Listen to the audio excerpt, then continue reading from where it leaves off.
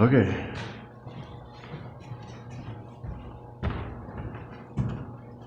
Welcome to First Universalist of New Madison on this really pleasant winter day. Had all the snow and rain and freezing temperatures, and now we're warming up a little bit. I really like winter. I'd rather keep winter, but I'm not going to argue about the global warming on this basis. Any announcements?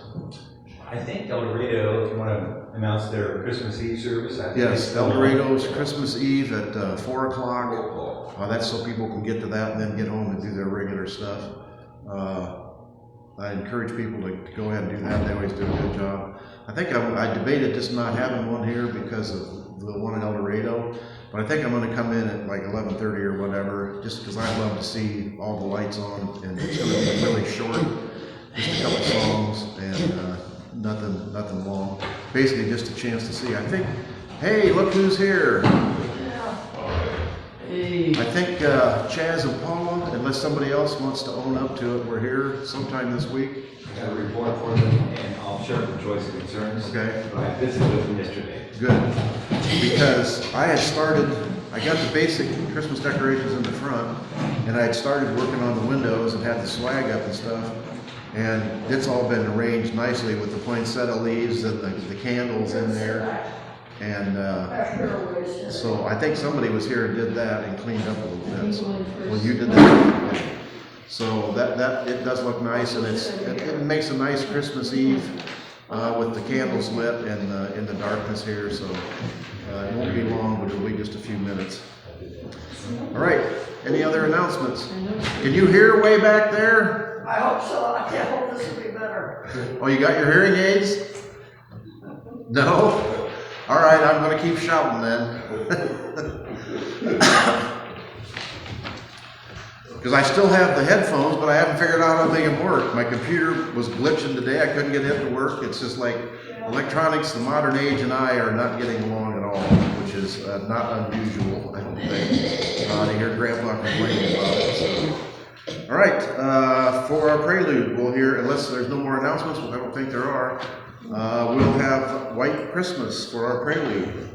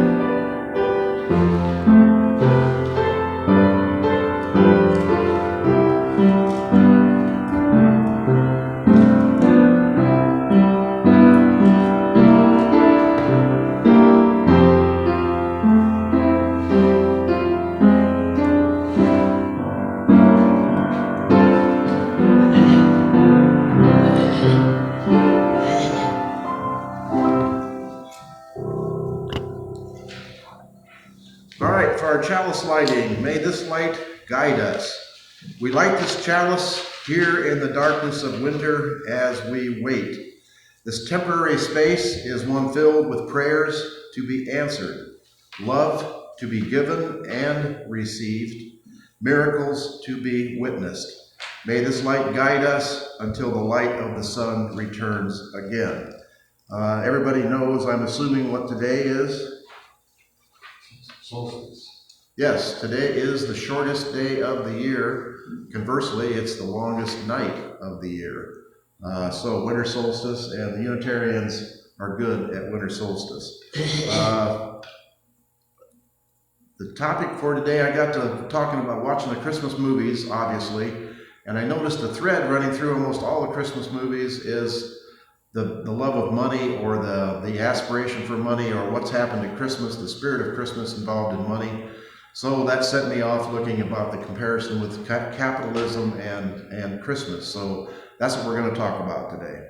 One little divergent thing before we get there.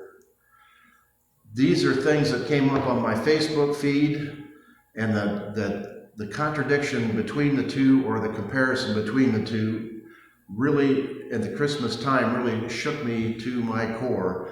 The picture on the left is in Belarus during World War II. Those are a group of Jewish ladies minutes before they were executed by the Germans. The entire village of 400 and some people were taken out, and a big pit was dug, and they were lined up along the pit and shot. The inhumanity that is displayed by regular people. The German soldiers they're not evil, they were just regular people before they went to war. Then I compared it with, have you seen this one? There was a turning point in Texas. A turning point is the group that Charlie Kirk had founded and his wife is now running. 30,000 people in Texas gathered to speak, to reform America, to bring Christianity back to America, to bring the right kind of living back to America.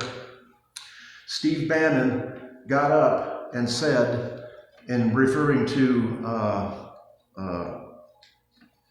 what's his name? Rob Reiner.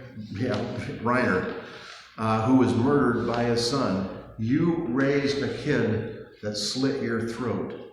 Saying that any liberal, it's his own fault. He raised his child to be a murderer. He raised him in the failure of parenting what got him killed. 30,000 people cheered at that statement and booed Rob Reiner. That is the same mentality that killed those women in Belarus in 1942 or 41, whenever it was. The same mentality that lets you basically dehumanize someone to the point where it's not only you can inflict pain on them, but you can take joy out of inflicting pain on them. I do not understand that. I do not understand it. All right, so the actual chalice lighting. Welcome, you questioners, seekers of truth with a capital T, pilgrims longing for sanctuary, travelers needing harbor from the storm. Welcome those who are holding on by a thread, determined breakers of the chains of loneliness and isolation. You push through your fear because something told you that you deserve to belong. Welcome home. Welcome to those who braid ropes again and again. You've been there for our siblings who were just hanging on. You gave them a hand into the community and told them they could rest here. Welcome you who speak spiritual and religious community for your children and grandchildren. You entrust your people here, and we, as a community, commit to nurture and respect them. Welcome, children and youth. You give us the gift of your wisdom, your joy, your curiosity, and your trust that we will hold all of it safe. Welcome. Welcome home. How do we make this tender place wider? How do we stretch into a bolder welcome, a radical generosity of the heart? Can we imagine ourselves the stewards and ushers not only into this space, but into our circle of belonging? Can we commit and recommit to being accountable to one another as an anti-racist, anti-oppressive community that centers marginalized voices, that listens to those voices, especially when what they are saying is hard to hear? Can we be willing to change? When we break our agreements with one another, can we offer amends? Can we be humble and generous? There is grace enough here. There is in this place the possibility of healing, of repair, of making things right within ourselves, between us, and with the wider world. There is in this place possibility. Welcome home. Words by Rachel Ross. All right, our opening hymn is 245, Joy to the World.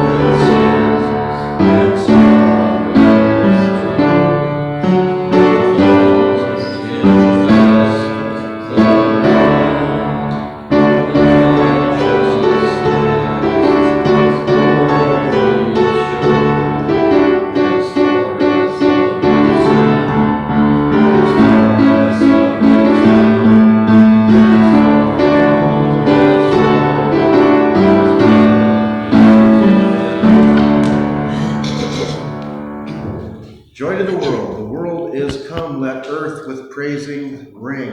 Let every heart prepare a room, and heaven and nature sing. Right. The spiritual tasks of Yule. There are two key spiritual tasks for Yule. The first is, like the sun, to hold still. To still ourselves inside, to behold the glory of the cosmos, to take a breath with the sacred. Rather than confronting the short days and dark nights as disturbing or depressing, Yule is a time to rest and settle into the darkness, a time to contemplate and reflect on our lives. Yule gives us the opportunity to ask whether or not we are still on our correct course. We need to ask that in these times, both personally and collectively. I would say more collectively. The other major spiritual task of the winter solstice is to reflect deeply on what is no longer helpful or useful or right for us, and to purge ourselves of it, to let it go, to cast it into the fire.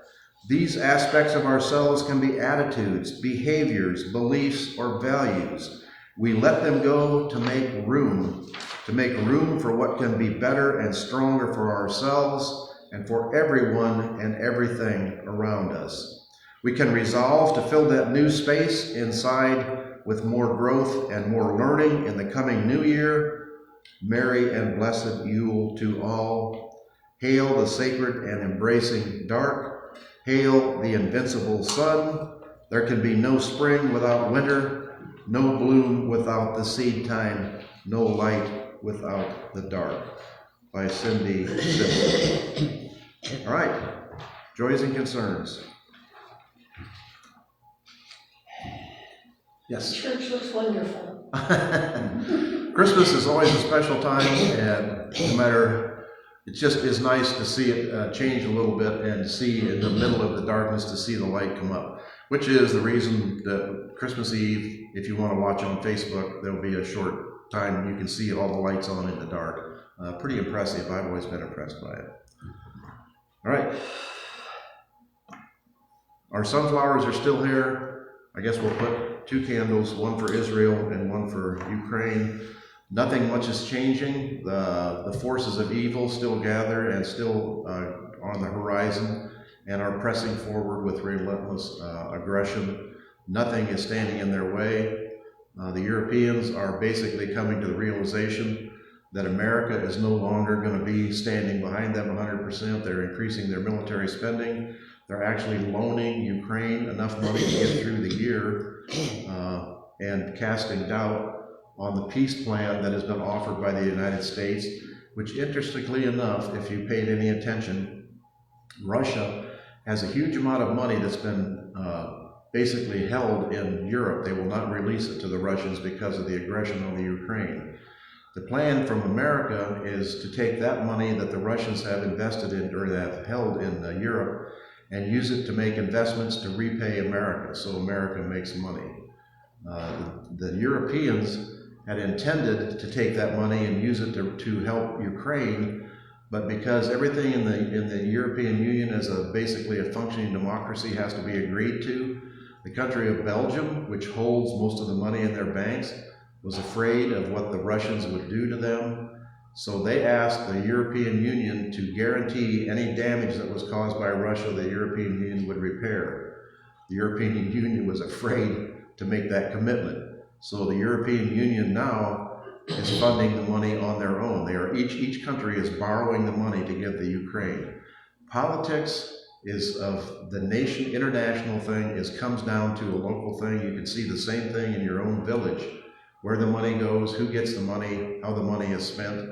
All it does is make it bigger and bigger and wider, but the same principles apply. All right.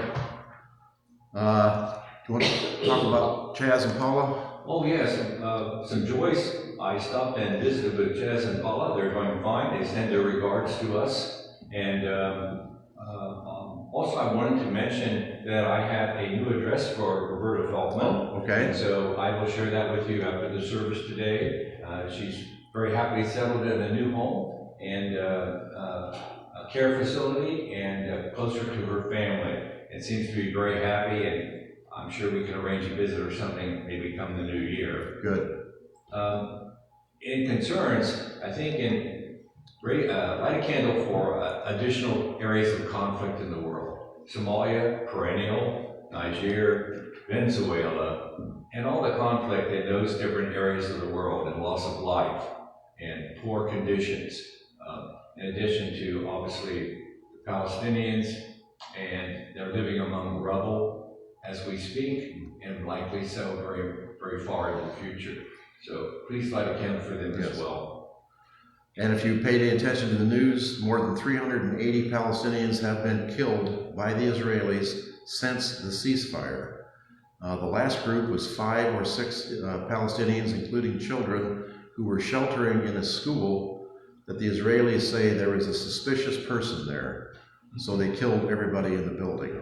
This is, if you heard, actually we need to light a candle for Australia, and we need to light a candle for the reactions of the world to Australia. Israel, Benjamin Netanyahu tried to say the Australians caused that attack on the Jews because they recognized the two-state solution for Palestine. That is how far down the road for, I don't know what to call it, we have gone.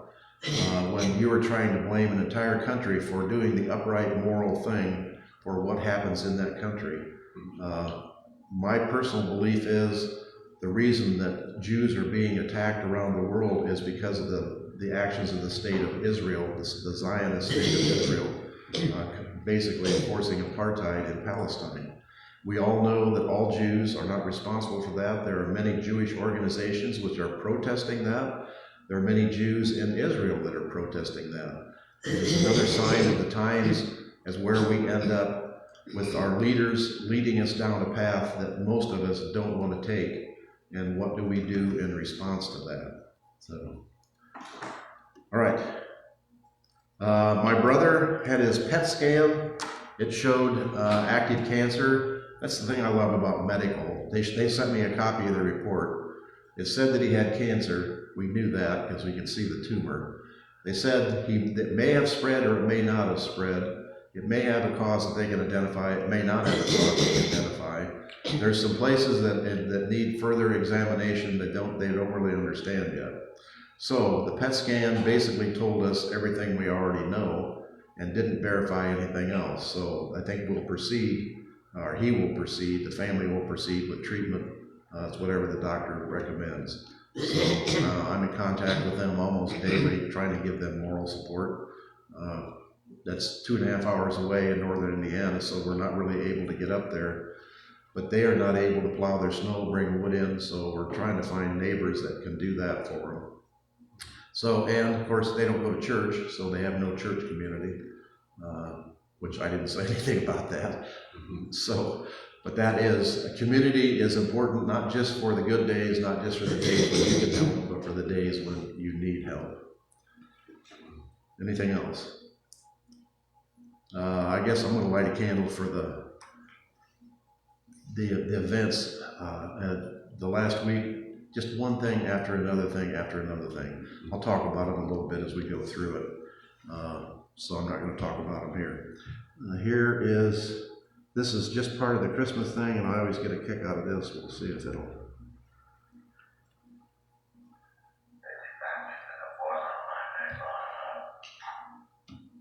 Could you hear that? You know what that? You know who that is? That's Mr. Potter, sitting in his office. And what he said was, I couldn't get it loud enough. The Bailey family has been a boil on my neck long enough. So that leads us to talking about Christmas. Evolution and capitalism, evolution and Christmas. How did capitalism and commercialism take over Christmas? How did this happen? Let's do a quick overview of capitalism first, because that'll give us an idea. That basically started in the 1500s or 1600s. In those days, farming was the constant occupation of everybody. That's what everybody did. They were peasants and they farmed. Whose farm did they farm? Not their own farms. All the farms, everything in the country was owned by the aristocrats. The aristocrats, the king ruled the country, and he doled out the favors to those people who he liked. So they accumulated huge amounts of land, farmland. And if you've watched the English shows at all, which I really enjoy, the English murder mysteries, the landlords, the aristocrats actually owned entire villages, the church, the store, all the homes in the village. Everybody that lived there paid rent to, nobody owned their own place. Everybody paid rent to the aristocrat or the lord who owned the village. Basically, in the 1500s, the Reformation came. That allowed for individuals to think for themselves, kind of the chicken or the egg is the way I look at it. They started trading empires which enriched individuals, not the knights or the nobles. Did that come because of education and the Reformation, or did the fact that trading empires started and people became rich and became less under the thumb of the king? Is that the reason we had the Reformation? People started to think for themselves and said, I don't have to do what the king tells me. I don't have to do what the Catholic Church tells me. I can think for myself. Then we had the 1800s, the Industrial Revolution. That basically broke the dam. Anyone with ideas and a little bit of financial backing could become wealthy. An idea could create a factory, create a mine, employ people, take a section of their income, actually a large section of their income, and use it for their own aggrandizement, make themselves rich, and still provide an improved situation of living for the rest of the population. Once they became rich, and this was true of the king when he was the only person in the country, it was also true of the nobles and the lords when they were the ones who had the money. Then it became true of those who gained money by trading, by influence, by working on their own, by having good ideas. Everybody, when they get rich or when they have money, want power. They want to control other people, and for some reason, they want more riches. There is some reason, there is never, you know how people, they say that there's a injection now that you get that takes away your desire to eat. When they give people these injections, the reason they lose weight is not any magical thing. It just says, you're full, I'm not hungry, I'm not going to eat anymore. These people have lost that as far as money goes. They are never satisfied. That doesn't matter how much money they have, they want more money, more money, more money, more money. That's how the Great Depression occurred. People, it filtered down to the middle class. They started borrowing money to buy stocks. Somebody would say, buy this stock, you'll become a millionaire. A couple people did, and so everybody started borrowing money to buy stocks. Pretty soon the bottom fell out because it's just like the tulip. You remember the tulip craze in Holland?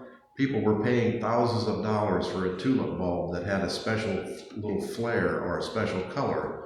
Pretty soon somebody said, what the heck? I'm not paying $1,000 for a flower. The whole market collapsed, and people who had invested their livelihood in that lost their money. That is how depression starts, and that's how it started in this country. It was a slow thing, but it gained speed because the more people had extended themselves, the less money they had, the more they had to sell what they had, the less money was being offered for what they were selling. The whole economy just headed down to the bottom. If you watch the news, have you seen that the distillery, Jim Beam Distillery in Kentucky, is closing? That is closing. 1,500 people will lose their jobs because the market for distilled liquors has gone down. Part of it is because people are a little healthier in this country, but another big part is Canada has said we will not buy any American whiskey, any. A large market disappeared, and now the Jim Beam distillery is closing. Ford is closing down the lines for the Focus, the Fiesta, and the Montero because people don't want cheap little cars anymore. So now they won't be able to get cheap little cars unless they buy Japanese or Chinese, because Ford is laying off 5,000 people who used to make those cars. Ford is closing down the Lightning plant, which makes the fully electric pickup truck, because the government has canceled all the support for electric trucks. So there is another 4,000 people out of a job. If you look, there's steel plants that are closing. There's people losing their jobs all over. The chickens are beginning to come home to roost. The biggest question we have, and that affects us too, is the parks or the group places that collect electricity, huge amounts of electricity to run our computer systems. These data centers do nothing but run Amazon bills and Facebook pages and that kind of stuff. Huge amounts of electricity. They get their electricity the same place we do. Who pays for that electricity? We are. They're raising the rates for our electricity astronomically to pay for these data centers, which enrich other people. Sometime the chickens are going to come home and they're going to flock in, and the roost is going to get pretty messy. All right, so that's kind of the history of capitalism, the way it affects us. Capitalism and Christmas kind of melded together. It's almost like people were trying to buy happiness. Christmas was supposed to be a time of family support and generosity and happiness and sharing. And now it's, if you don't buy the right presents or don't buy enough presents, your family kind of looks down on you. And we basically exhort people constantly to remember the reason for the season, but the reason for the season has basically shifted into making people happy. If your kids don't get the right presents, they're not happy. You see that all the time for the kids who are the homeless kids. There are coat drives, which are literally something they can use, but there's always toy drives. You all have seen what it was like with your kids. You buy them a brand new fancy toy, 2 weeks later, it's back in the closet, or it's broken, or it's toys. When people had few toys and they made wooden toys or made their own toys, here I'm sounding like the grumpy old guy again, but they treasured those toys, and those toys lasted forever. The toys today, the electronic toys, they come and they go. So how did we get to this place? And one of the things I was looking at was movies. Movies made in the 20s and 30s. You got A Wonderful Life, you got Miracle on 22nd Street, you have A Christmas Carol with Scrooge. There's a few more there, but these are the primary ones. What is the one common thread that runs through all of these? What did George Bailey complain about Mr. Potter? That all he wanted was to control everything, and everybody in town wanted to rent his crappy little houses, and he did not want the people who lived and died and worked in his town to save a little money and buy their own house and have their own house. And George Bailey and the Bailey Building and Loan was something that stood up against Potter and tried to do that. Basically, using a tool of capitalism to be better, to make people's lives better. Miracle on 22nd Street, Kris Kringle, Santa Claus wanted to bring back the feeling, the sense of what Christmas was really worth. He concentrated on the family with the little girl, whose mother was a very stern and understanding and modern mother that said fairy tales don't exist, there's no such thing as giants, and we do not believe in Santa Claus. But he could speak Dutch. And then she would say, but I speak French. That doesn't make me the Louis King of France. So all of them heartwarming, moving movies that deal with capitalism. What happened in the Miracle on 22nd Street? That Santa Claus started telling people, don't go to Macy's, go to Gimbel's, because they have the toy that we don't have. And the chairman of Macy's said, wait a minute, that is a tremendous idea. People will love the store of Macy's. And you remember what he said? They will think that we have their best interest at heart, and they will buy more things from us. So what did Mr. Gimbel say? If Macy can do that, we're going to do it too. Do it in all our stores in Buffalo, in Niagara, in Cleveland, and the spirit of goodness spread throughout the Christmas spirit in the United States in a movie, not in real life. Christmas Carol with Scrooge, you've all done that. What kind of let me go to, I've got some comparison things here.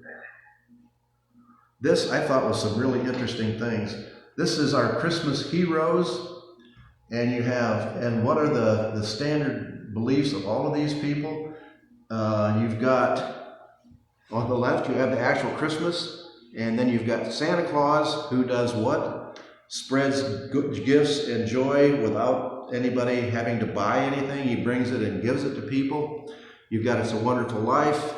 You have The Grinch, which is another movie, and you have Charlie Brown. The basic tenet in all of these is making people happy, making other people happy is the point of Christmas, is the point of civilization. Scrooge was all for profit and a miserly life. He actually, if you look at it, let me do a quote here. If I stopped you for half a crown for it, you'd think yourself ill-used, wouldn't you? But you don't think me ill-used if I pay a day's wages for no work. Humbug. This morning I found myself asking, how unfair was Bob Cratchit's salary in A Christmas Carol? It led me down a rabbit hole. We'll take a little sidelight here. In Christmas Carol, Bob Cratchit made 15 shillings a week. That was actually enough to be considered middle class at the time. Of course, not with the number of kids that Bob had and the expenses that he had with Tiny Tim being sick. Dickens actually meant for Scrooge to be an ethical businessman in every way. In the book, it points out that Scrooge had such a good reputation for his honesty that no one ever doubted the truth of anything he said. Everything he did was considered honest, legal, and fair. The point of Scrooge is that the business ethics without charity are not enough to save your soul. You can be the most honest and fair businessman in the world and still be wicked if you live your ethical life without charity. An ethical businessman pays his clerk a fair wage. A charitable person sees that his clerk is still struggling and looks for ways to help. That is the moral we don't hear all the time from A Christmas Carol. We see a change in his demeanor, a change in his belief, partially ill-favored because he was scared into it by the threat of death, which kind of reminds me of a religious thing. You'll go to hell if you don't believe in God, and believing in God will send you to heaven. Fear is never, in my opinion, a good motivator to send people on the right path. The Grinch, anti-capitalist, he stole the presents and revealed the essence of Christmas is not that he is not against Christmas, but the commercialization of Christmas. He was not against Christmas itself. He was against the whole mystery of giving presents and celebrating and having feasts. And he was excluded from that. If you remember the movie, when he was a child, he was made fun of and he became bitter. But all of that changed when the little girl came and found him and had faith in him and believed in him. All right, let's see. The other thing on the other side is I wanted you to look at, it's a little confusing because you've got pro-Christmas going up, anti-Christmas going down, anti-capitalism going to the left, and pro-capitalism going to the right. So they put Santa as pro-capitalism and pro-Christmas because he does provide presents, and the rest of us, when we're Santas, have to buy presents. We have anti-Christmas, but capitalist on the bottom, which Scrooge, which he doesn't believe in giving people anything they don't deserve or anything that doesn't make you any money. Then you have anti-capitalism and anti-Christmas with the Grinch, and I have some disputes with that he's anti-Christmas, but that's what it shows in the movie. And then you have pro-Christmas and anti-capitalism in Christ, because obviously Christ does not believe in taking money and giving money. He believes in being charitable and spreading the wealth. I found this kind of an interesting premise that goes on a little bit farther, and even in history. History calls those men, here's some 3 quotes by people who would seem to be completely different philosophies. See what you think. History calls these men the greatest who have ennobled themselves by working for the common good. Experience acclaim as the happiest the man who has made the greatest number of people happy. Experience acclaims as the happiest man who has made the greatest number of people happy. Any clues? From those who have to those who need. That is a statement by Karl Marx, who is basically hoisted up as a villain in America over and over and over again. And yet Karl Marx says, experience acclaims as the happiest the man who has made the greatest number of people happy. Not that we are to make money, not that we are to take money, but we are to make people happy. John Stuart Mill, I'm sure you all are familiar with his name from civics class. He is the founder of utilitarianism, which is the basis of what capitalism is founded on. He articulates a moral philosophy that emphasizes the greatest happiness principle, arguing that actions are right if they promote happiness and wrong if they produce the opposite. How far would that go with the Heritage Foundation? John Stuart Mill says, actions are right if they promote happiness and wrong if they produce the opposite. And then just as a little leavening to our rising bread here, a society that puts equality before freedom will get neither. A society that puts freedom before equality will get a high degree of both. A sentiment that is very prominent now and which I totally disagree. A society that puts equality before freedom will get neither. That is, he's saying DEI basically is a failure, and you will not have freedom and you won't have equality. I think we've proven that was false because we were on the road to more equality. A society that puts freedom before equality will get a high degree of both. According to this person, Milton Friedman, who is basically the founder of conservative economic thought in the 90s and the 2000s, if everybody has as much freedom as possible, then everybody will have a better result. We've kind of seen what's happened. That's being lived out in basically living color today, which the rich people being allowed to do whatever they want to do. It is not turning out to make most people happy. Right now, the Republican Party has canceled or refused to extend the support for the ACA, for the health benefits. People's insurance is going to double and triple. Literally, their insurance bills are going to go from $400 or $500 a month to $2,500 or $3,000 a month. The result of that is many of these people will not be able to afford insurance. If you know how insurance works, a giant pool of people pay money in, And then when there's a problem, that pool of money is dispersed to the people with the problem. The idea is the more people that pay in, the cheaper it is for everybody to pay out when it's needed. The more people that drop out of the insurance pool that can't have insurance, the more expensive it's going to be for the people who are left in the pool. That's the reason the single payer works in Canada, Germany, Great Britain. Every country in the world except the United States has single payer, which means everybody, kind of like Social Security, pays into the pool and everybody is eligible to take out of the pool. And the costs are controlled. I've told you before, in Germany and England, in France, a doctor makes $150,000, $200,000 a year. There are no millionaire doctors, well, if they did investments or whatever, but they don't make $1 million a year. And I told you the experience at Wayne Hospital in Greenville.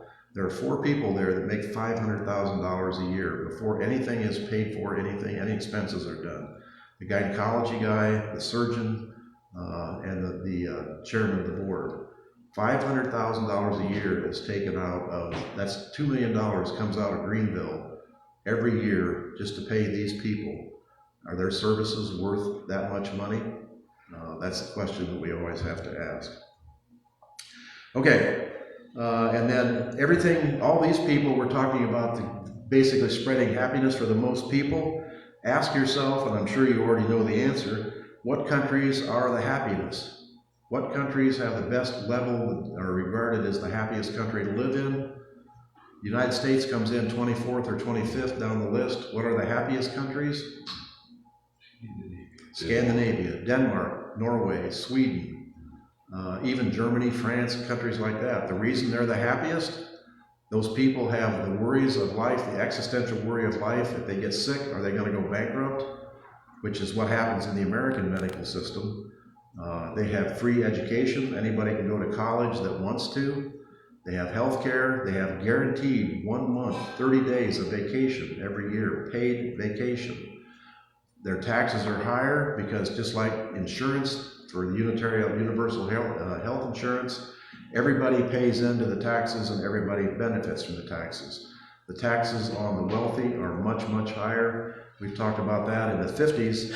People who made over $250,000 a year, the money over the $250,000, which would be like a couple million now, paid 90% of their income in taxes. Of course, they all had good accountants, so none of them paid actually that much, but they still paid a lot more than they pay now. Corporations used to pay 30 and 40% for taxes. Now they're down to 12 and 14%. Corporations pay less money in taxes than we do as individuals. And they're raising the rates for individuals. They're actually raising the rates for the poorest people have to pay more. The whole point is basically take it out of the poor and give it to the rich, which is a completely nonsensical, what is leading us down this path. So, okay, the changes we have seen, just like Turning Point USA, from the Nazi inhumanity that evolved into the DEI, diversity, equity, inclusion, diversity, equity, and inclusion. There's nothing wrong with those things. Diversity, including all people, and treating all people equally. They cycle again to the turning point. These used to be points of pride. What made America the shining city on a hill, now burned as books in 1939 Nuremberg.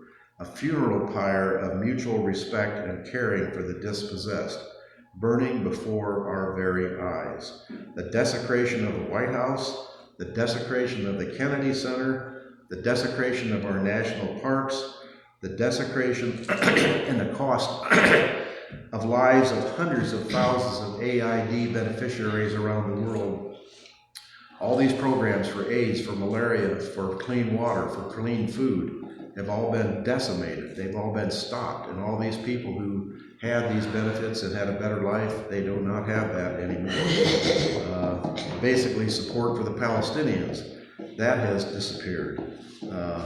I could go on and on and on, and probably will in the future, but not anymore today. So, I just wanted to show you this. This is an interesting little thing I ran across, and we're not going to talk about it because it's too complicated.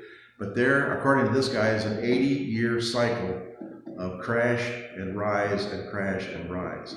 And according to this cycle, we are headed for a crash in 2032. And everything lines up. If you look at the Depression, basically, if you want to, if anybody's interested in it, I'll show it to you. It's really an interesting thing that how much of this is controlled by who we are and how much of it is a cyclical thing, kind of like the lemmings jumping off the cliff. When the overpopulation gets too high, we basically clean our population out intentionally. Is that what's going on now? Are we in that downward cycle where there's too many good things are happening and it's time to clean the clock or clean the house? So, Scrooge is still a happy person now. Scrooge has been transformed. Comments, questions, requests for other topics? Okay. Offering. We're going to hear, what child is this?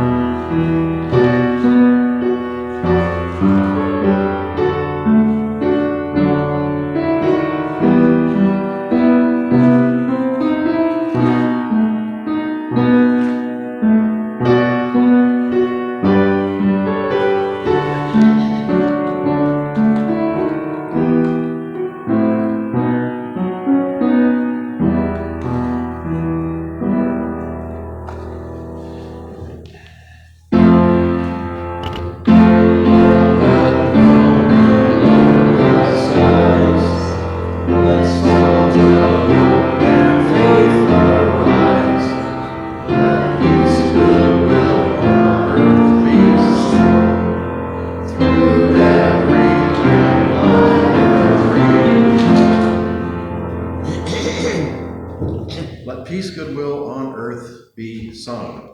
Our closing hymn is 253, O Come All Ye Faithful.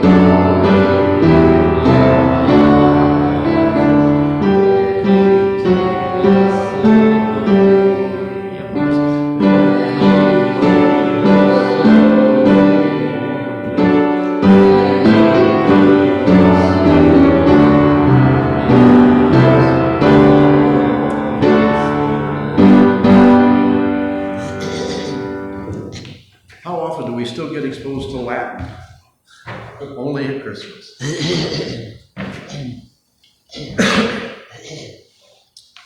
Extinguishing the chalice, and I forgot to mention, we did the Advent candles, the fourth candle, Joy, we lit today, and then the Christ candle will be on New Year's, or Christmas Eve.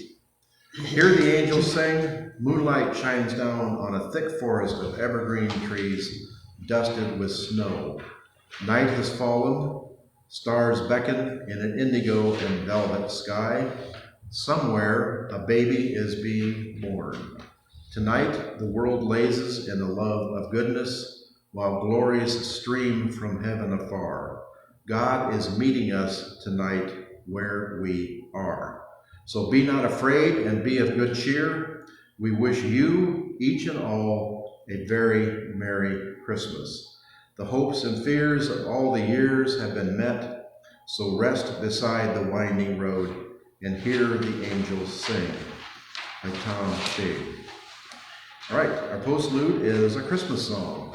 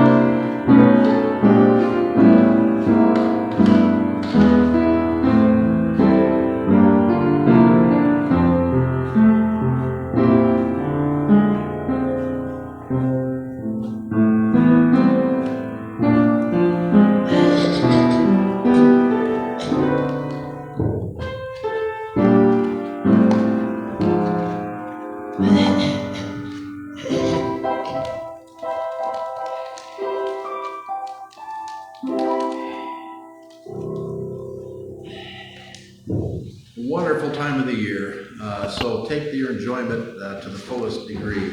We'll leave our last candle lit as always for our absent members. Hopefully they're doing well. I think I told you I had a letter, email from Lou, and he's doing with health problems, and we want to keep him on our minds and our hearts for his problems, and also with the family, being with the kids, and the passing of his wife's mother. For Chaz and Paula, hopefully they're doing well. Mike had a visit with them, and I took them over some goodies last Sunday. So if they need anything, hopefully they'll let us know. We can help them out. So we'll do that. The horse picture, 1950 something, 5, 8, 9. That silver is the pulling pony. Down at the bottom you can see Sport. That's our Dalmatian, our family Dalmatian. That's my dad holding my brother, one of my brothers, the twin brothers, Dave and Doug. I don't know which is which, and that's me in the back seat holding the other twin brother. That buckboard has wheels in the summer, which we ran all over with silver, and in the winter we put the runners on.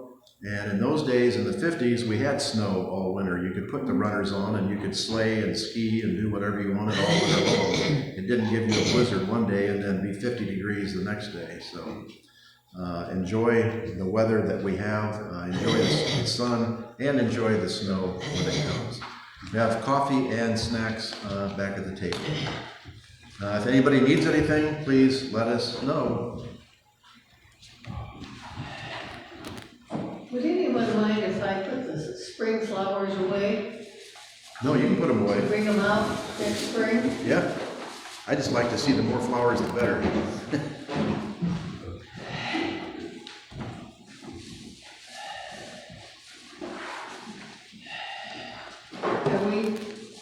Are we going to put them on the tree and take them off again?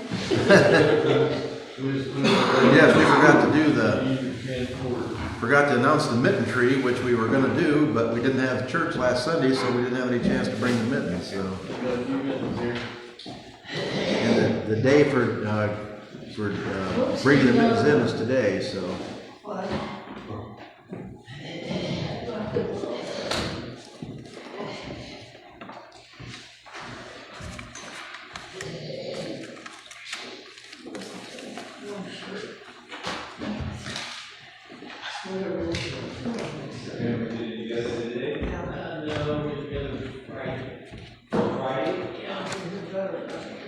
We're gathering on Friday, the day after.